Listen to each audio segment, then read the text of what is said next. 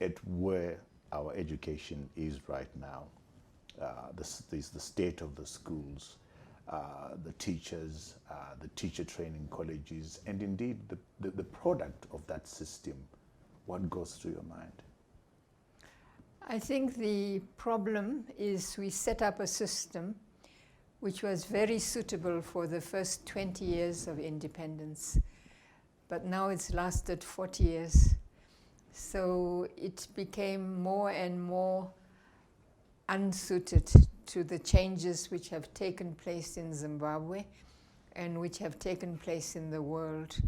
Because in 1980, we have to remember that a third of the African teachers in primary school only had grade 7, and a third only had Form 2, and a third were unqualified.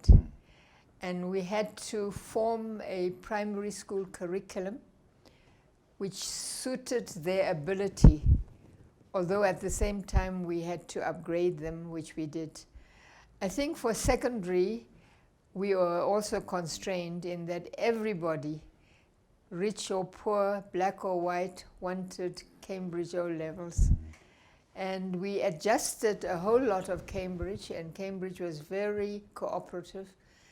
But more or less, Cambridge was to prepare a third of the British students for university. And that's what we did. The O levels, even with the many adjustments we made, still was preparation for university. And yet only 10% of our students go to university. So it means the education system became more and more unsuited to the majority of students. So it was meant for 20 years. It went on for 40 years. I think it was meant for 20 years. Yeah.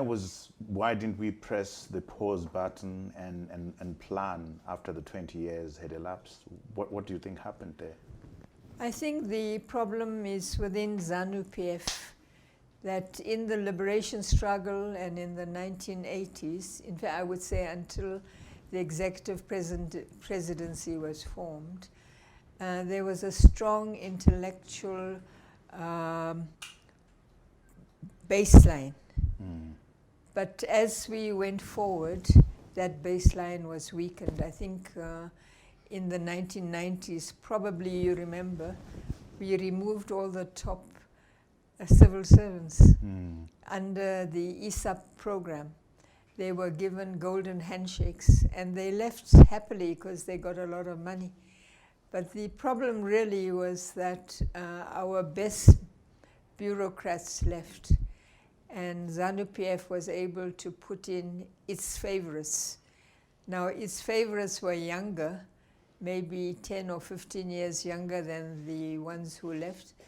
And also they felt they owed their position to the politicians and that their job was to obey.